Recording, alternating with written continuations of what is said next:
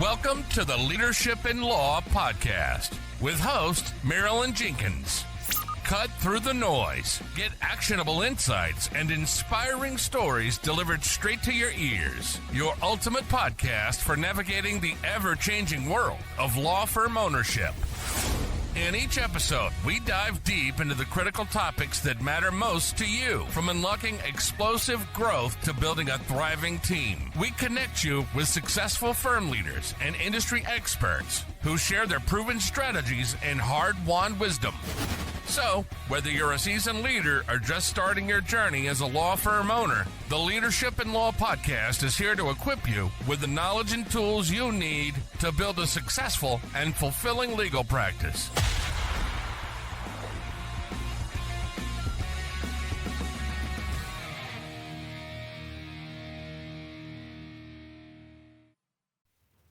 Welcome to another episode of the Leadership in Law podcast. I'm your host, Marilyn Jenkins. Please join me in welcoming my guest, Josh Cook, to the show today. Josh is a partner at Prince Lobel's Data Privacy and Security Group.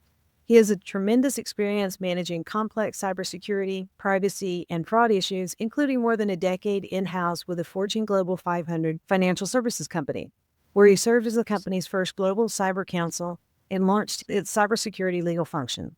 He has commanded dozens of critical cyber privacy and fraud incidences, guiding C-suites and boards through multiple crises. He wrote the book on how to manage a cyber attack, Cyber Resilience by Design, an executive guide to managing a cyber attack in 2024, and is frequently featured in publications and executive forums on cybersecurity, AI, and data privacy. I'm excited to have you here, Josh. Welcome. Thank you so much, Marilyn. I'm happy to be here. Absolutely. Can you tell us a little bit about your leadership journey? Sure. So I started my career more than 20 years ago in litigation. And, I was convinced coming out of law school that I want to be a litigator, and that's really where my focus was. After being a litigator for a few years, I realized that's actually not my favorite thing to do. And so it felt very natural. Most of my litigation experience was in the securities world. So it's securities litigation, defending broker-dealers and going after broker-dealers and investment advisors that had wronged their customers. And so it felt very natural for me to move in-house because that was a need at the time. And it was also just something that as I was looking around and realizing that litigation was not where I wanted to build my career anymore, moving in-house was just a completely normal and natural thing for me to do. So I moved in-house, and right out of the gate, I realized that, that was going to be a transformative experience for my career because it was a very, very different experience from the law firm culture that I had been in for several years at that point. One of the great things about my experience in-house was that at some point I was allowed to basically define what it was I wanted to do. And so the company, after a few years, had actually sold the retail broker-dealer that was my primary client. And, our general counsel came to me and said, look, you're not leaving us. So what is it that you want to do here? And what are you going to do when you're coming in every day? And so we talked a lot about cybersecurity and about privacy. And those were things that I had dealt a lot with because of my retail broker-dealer. And, the bad guys go where the money is. So, they were constantly targeting the retail operations. And so, that really dovetailed perfectly with his vision for the company and the law department within the company going forward. Previously, up until I took on this role as global cyber counsel, cyber issues would happen all over the world. And this was a global company. So cyber issues would come up all over the world. And the lawyers that were attached to those impacted business units would jump in, handle the cyber issue, and then when it was over, they would go back to their daily jobs. And there was really no consistency across the globe. And there was no institutional memory, certainly not within the law department, about how these things should be handled day in, day out. So that was really that was really the only marching orders I had were, make it consistent, and remember what we do every time so that we can do it, again. And other than that, I was just told by the general counsel, just do the right thing. Whatever happens, just do the right thing and I'll have your back. And that was really empowering to me. So I dove into this global cyber counsel role that had never existed before at this, massive international company. And the idea was, figure it out, right? Like I got no real guidance other than just do the right thing. And so I had to figure out what it meant to be a lawyer for a global company focused on cyber issues and focused on defense of cyber issues.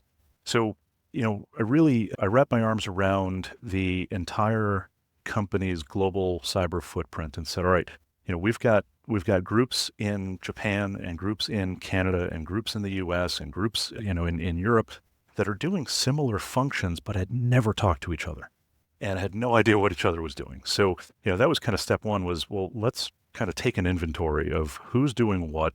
How can we ensure that we're being consistent across the board? When consistency made sense, right? When it made sense to do things differently, fine, let's do things differently, but let's be deliberate about it, not just haphazard. And then it turned into, okay, let's figure out how to help the C-suite understand what the issues are across the globe, and then help the individual business leaders understand what their specific issues are. And so this was a multi-year project, but it allowed me to really understand what the business does and what the business needs are. And then, while all of this was happening, there were incidents, on a regular basis. And so, I became intimately involved in managing those incidents and ensuring that, we are doing things consistently day in, day out, that we have a strategy as opposed to just putting out fires here and there. It was, we have a strategy that we want to follow and we want to apply, and that's going to protect the business on a larger scale than just, putting out a fire here and there. And so, it was really transformative for me in my career. And I was in-house for 12 years. And when I left that company, I had this vision of helping smaller companies. But what really, really opened my eyes was the understanding that, when I was handling incidents at this, large international company, it never once crossed my mind that any incident could put the company out of business. Like, that was not ever on the table.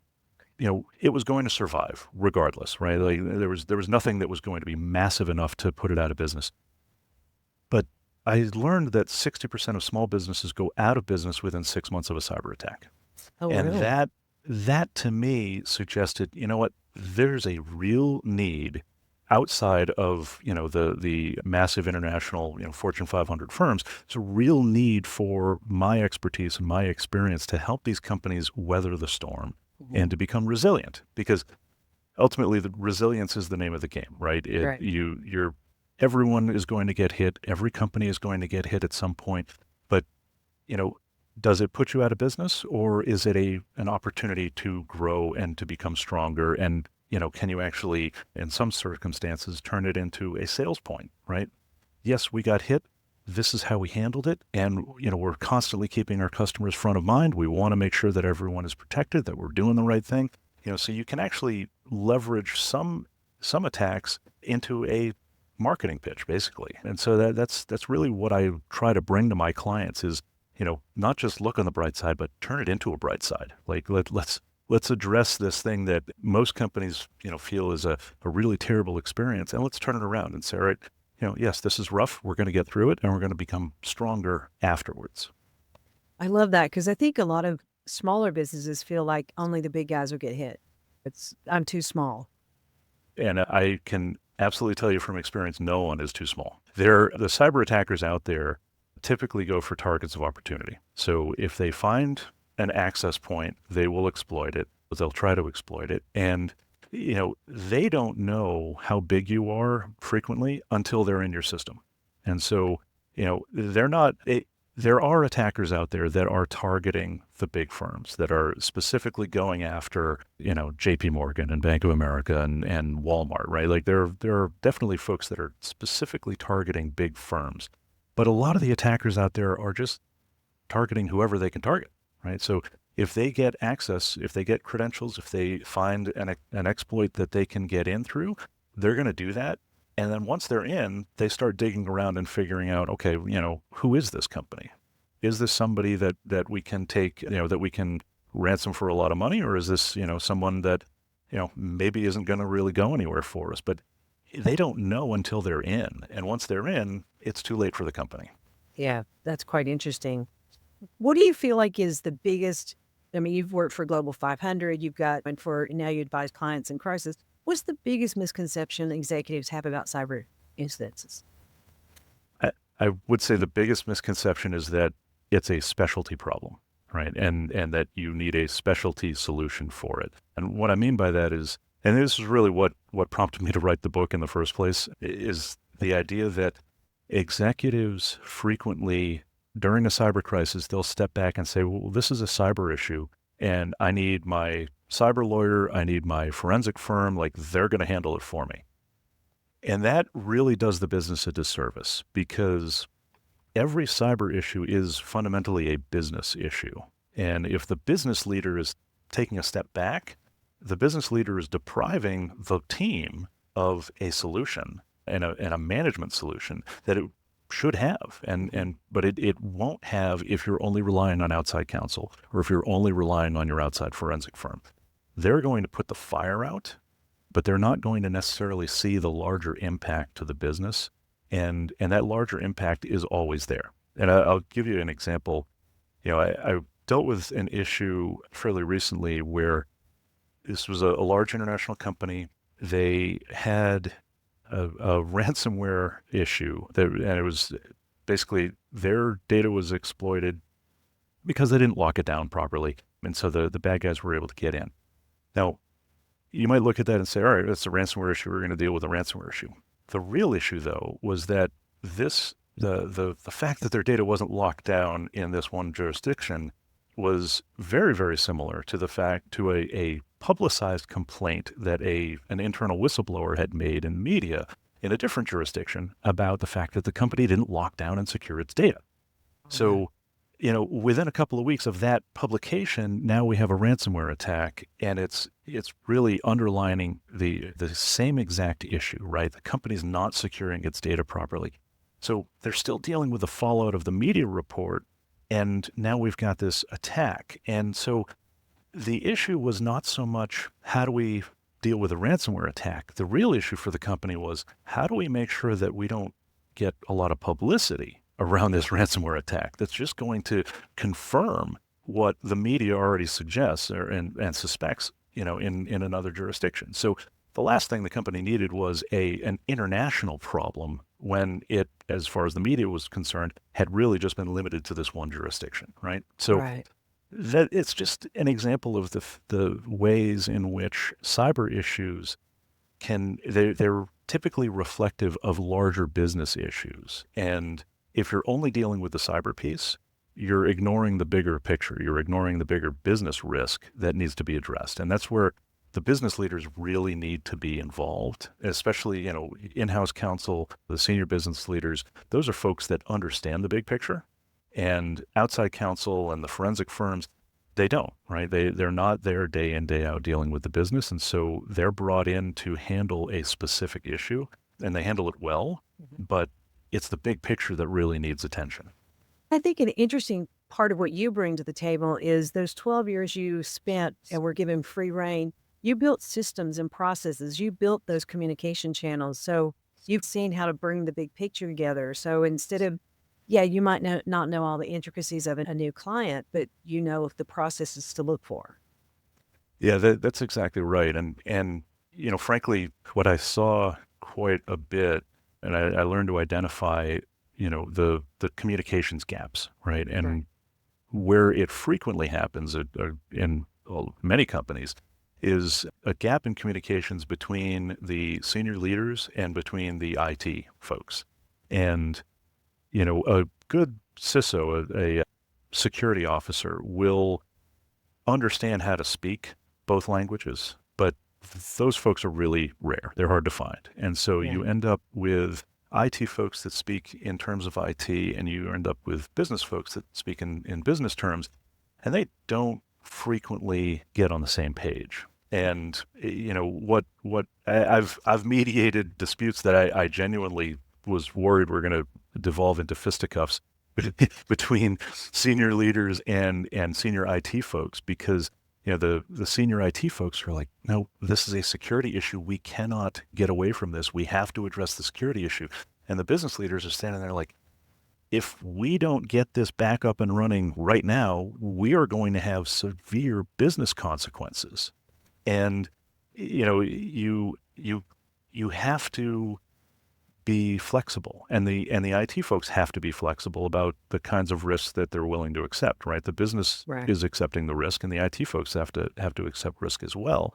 But the business people have to understand the true nature of the risks that they're accepting, right? And so that's where the communications can really become challenging, but it's really critical. And I can't stress enough how important it is to keep those lines of communication open. And it can't just start during an incident, right? Those lines of communication have to be open and free flowing all the time, or else you're getting into an incident expecting everyone to trust each other, and they're not going to. If the first time you're interacting with with one of your IT folks is in the middle of an incident, that's a problem waiting to happen. I agree. And I was in IT and have been in IT for a very long time. We won't talk about years. But it used to be IT was an island. You had the guy that walked around with the jump drive or the disk, and they were only called when there was a problem. And they just lived somewhere. Yeah. So now they expect them to be talking with the C-suite and planning and all of this stuff. Yeah, I agree. That would be a bit of a unicorn, the person that could do both. Yeah, and I'll tell you, when I first got into cyber, and again, I'm at this large international company. They had business units all over the place, and each business unit had their IT folks. The incident response team, though, was 3 people. And it was, 3 people that were responsible for handling incidents for the entire globe. And they were literally just, running from fire to fire. That was it, right? And by the time I left there, the incident response team had evolved into incident response, threat intelligence, assessments. And it was basically, at that point, 50 people. And for a global company, that's really what you're looking for, right? Like you need that many people involved. One of the luxuries you have when you have a larger team like that is all of a sudden you've got people that have the capacity now to build relationships across the company when, that 3-person incident response team never had that capacity. Well, I'm sure they were running constantly.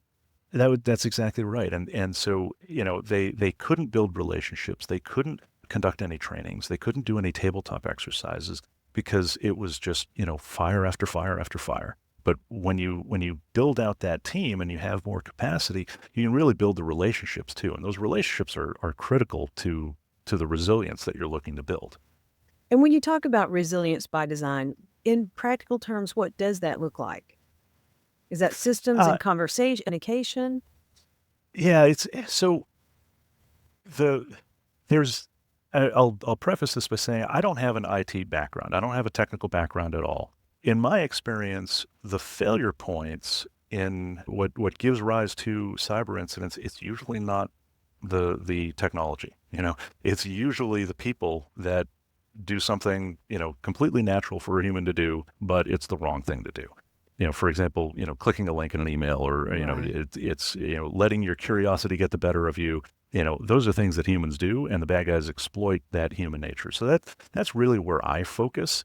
But resilience is having the systems in place, having the policies and the protocols in place and the playbooks, but very importantly, having the people in place that understand what they're supposed to do when things go wrong. And I can't tell you how many times I've done a tabletop exercise where, we're going around the room and it's like, all right, if this happens and I get a leader standing up saying, all right, we've got a program, we've got a policy, we're going to do it, X, Y, and Z. And then I say, well, who's actually doing the work, right? So, Tom's doing the work. Okay. Tom's not in the room. Does Tom know that this is his responsibility, right? And almost universally, it's like, it's his job. Like, we'll tell him, this is what you're supposed to do. Right. It's like, okay, it's one thing to go through this exercise on, within the IT team, right, where everyone knows, okay, this is how, we shut down systems. This is how we have to, handle a DDoS attack, right? And it's another thing to do it on the executive level where, the executives think, all right, we have policies about this stuff and we've got people that do it, so we're good to go.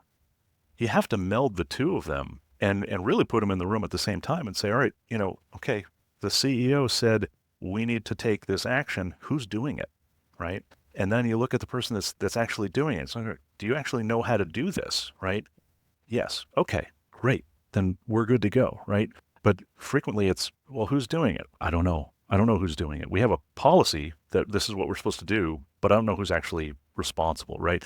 And that's where the rubber meets the road. And that's really that's the point of preparedness, is to go through it and make sure that you understand, what's supposed to happen, but very importantly, who's doing it.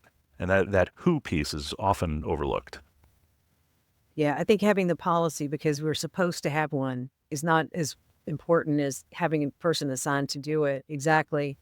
So when you're thinking about the essential elements, what are the essential elements that every company should have in place before an incident occurs? Yeah, I mean, it really boils down to policies, playbooks, and people, right? So you need the policies in place, but as you said, having a policy that just sits on a shelf does nothing for anybody.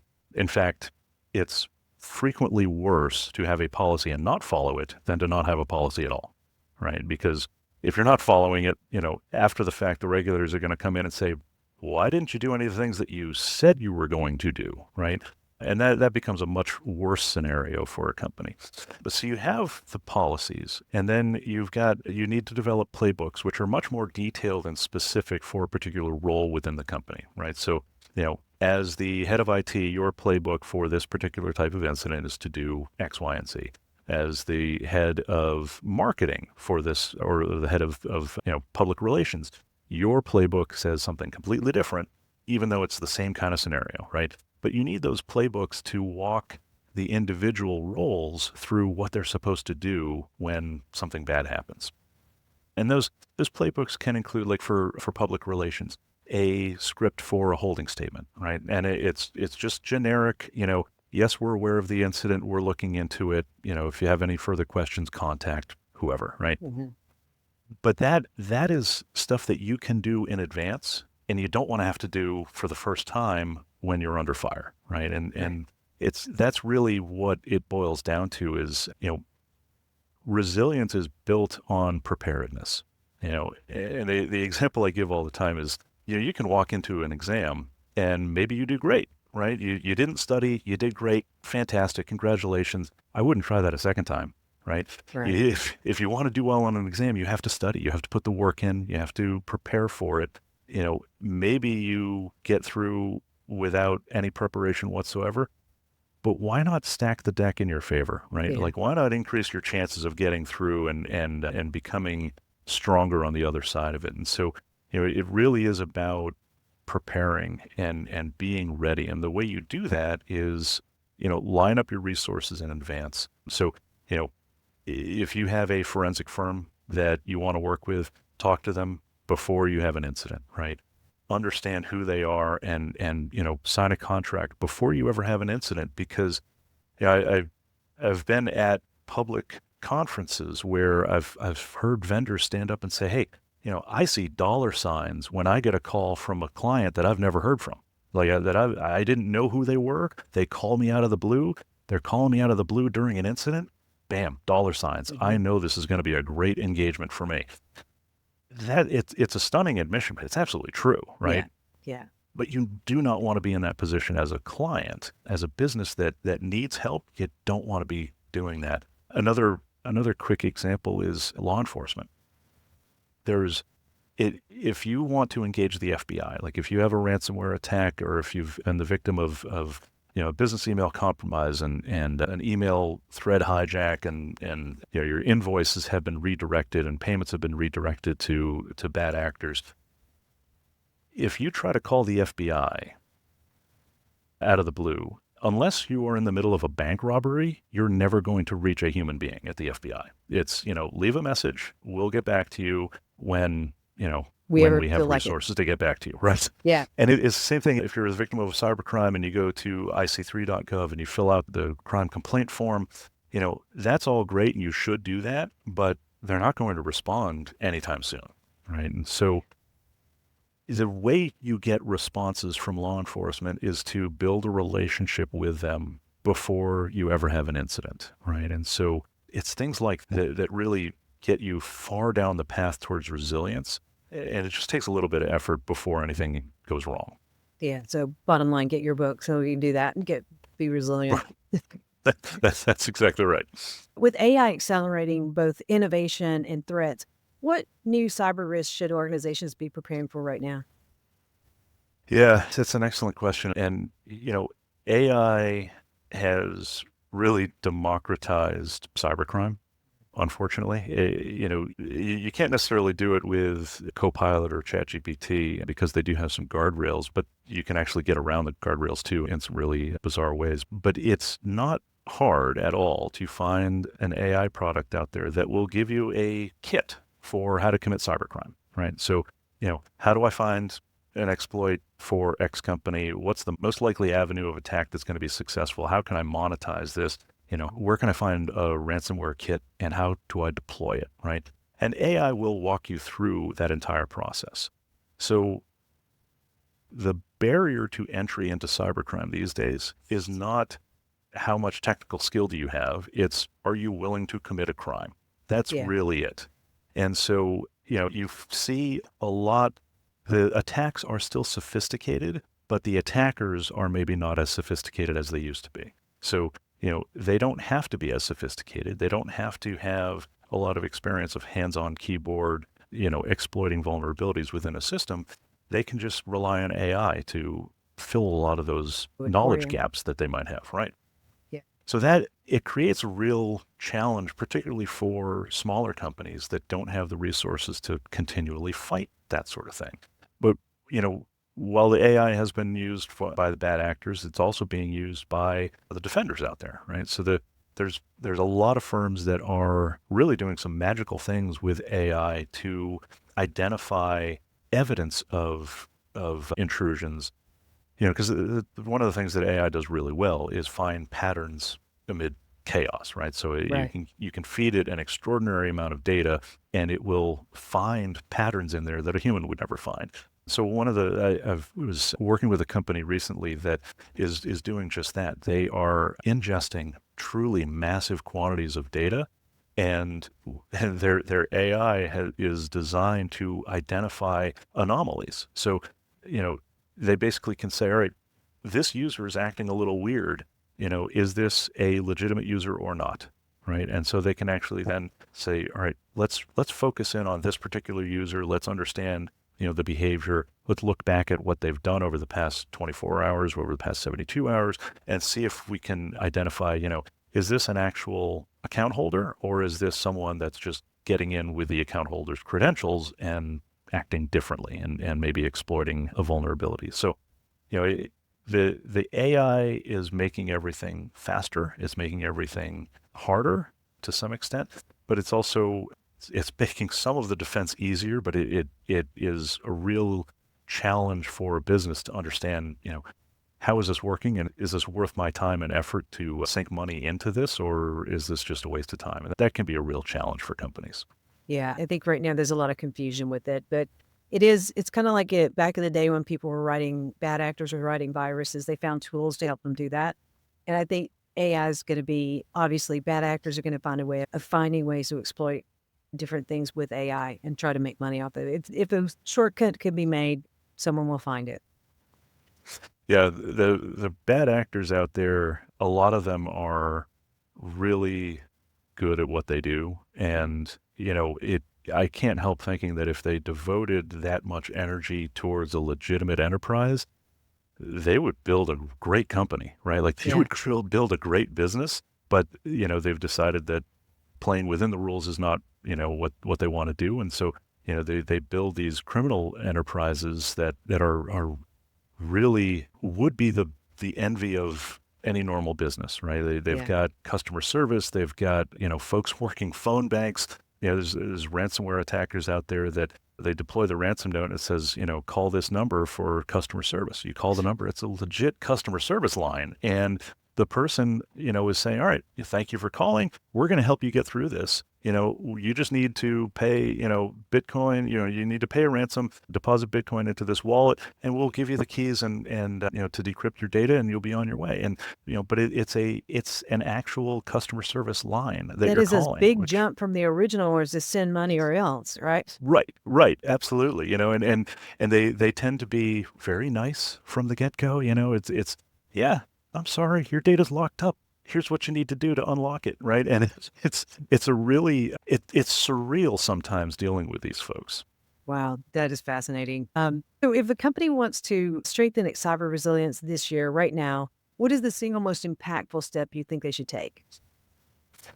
Yeah, I would say, if you want to strengthen your resilience, step one is understanding what you do now, right? If you had an incident right now, what would happen? How would you handle it? And then you just have to do a gap analysis of, all right, just an honest assessment. Did we do that well, or did we not do that well? And and that honesty is really critical, because a lot of companies will go through, that assessment and say, yep, we did everything great. We've got the policies in place. No one's ever read the policies, but we have them, right? And, we know what to do, so we're all fine. And, where it really falls apart is if you take an honest lens at it, it's okay. If this were to happen, would we actually follow the playbook that we have? Do we have the people? Do they understand what they're supposed to do? And if you're answering it honestly, a lot of times the answer is no, right? And that's it's kind of an across the board answer, right? Like big companies, small companies, mid-size, a lot of them, the answer is no. Steps that are missed, there's steps that weren't written down. Yeah. Exactly. And you're not doing yourself any favors if you just gloss over that stuff. You really have to look at where you're falling short and say, all right, we're going to devote time and resources to making sure that we're fixing that. Because it's a little cliche at this point, but it is not a question of whether, it's a question of when. You will get hit by a cyber attack. It's going to happen. And the real question is, are you going to be ready for it or not? So you can devote the resources to it now, or you can devote a lot more resources to it later. And that's really the equation that it boils down to. It's an ounce of prevention and a pound of cure. I love that. Great advice. Now, I know, Josh, that some of our listeners will want to reach out to you, maybe connect with you, learn more about you. Where are the best place for that to happen? Yeah, so I am active on LinkedIn. Anyone who wants to connect with me can certainly find me there, and I'm happy to connect. You can also find me through my law firm, Prince Lobel, and I am a partner in the data privacy and security practice group. So, you can certainly reach me there or through LinkedIn, either way. And I do, I try to put out videos and commentary and things like that, particularly through LinkedIn, but I'll do it through whatever channel I can find. Because frankly, the information that I want people to get out or to understand is important. And I think it's important to me that, every business out there, and frankly, every individual out there, understands what the risks are to them.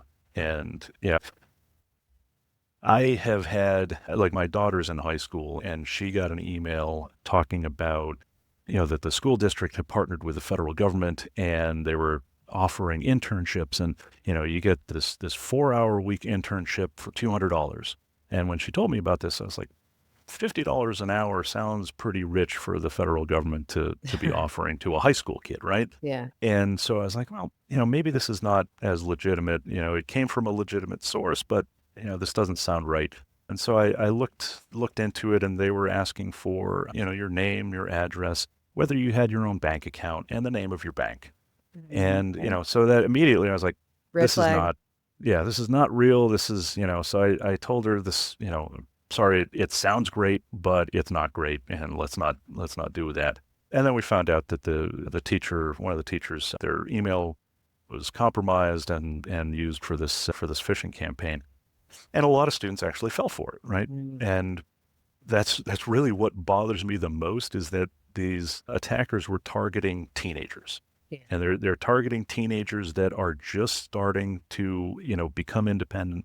They're getting their own bank accounts, and now all of a sudden those bank accounts are being exploited and funds are being stolen. And that really bothers me. And it bothers me just as much that, these small businesses, solo firms and, individuals that are just trying to put a business together, they're struggling because there are bad actors out there that are constantly targeting them. And it's so frustrating for me as a practitioner to look around and say, it is so hard to get a business off the ground as is. Yes. You don't need someone making it even harder, So Sure.